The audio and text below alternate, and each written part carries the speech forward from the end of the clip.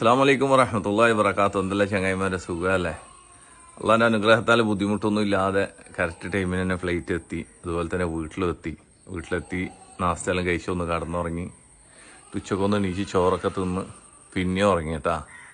പിന്നെ അസ്രാവുമ്പോഴാണ് ഉമ്മ വിളിച്ചപ്പോൾ എണീച്ച്, അങ്ങനെ ഉമ്മ എണീച്ച് ചായയെല്ലാം കുടിച്ച് കുളിയെല്ലാം കഴിഞ്ഞ് പിന്നെ ഒന്ന് പലരും അങ്ങോട്ടെല്ലാം പോയി, ഉപ്പാൻ്റെ അടുത്തെല്ലാം പോയി യാസീനെല്ലാം ഒരു ദുആ ചെയ്ത് വന്നു. പിന്നെ വേറെ എന്തൊക്കെ ഇപ്പോൾ നാട്ടിലാണുള്ളത്.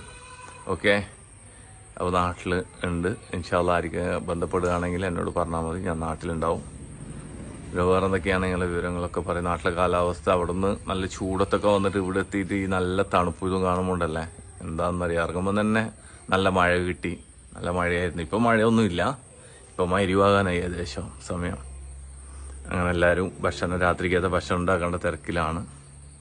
ഇൻഷാ അല്ലാഹ് പിള്ളേർ ഓണപ്പൂ ഇട്ടിട്ടുണ്ടാ.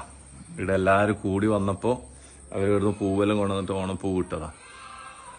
പിന്നെ വേറെ എന്തൊക്കെയാന്ന് പറയും വിശേഷങ്ങളൊക്കെ. ഇൻഷാ അല്ലാഹ് എല്ലാവരോടും സ്നേഹം മാത്രം.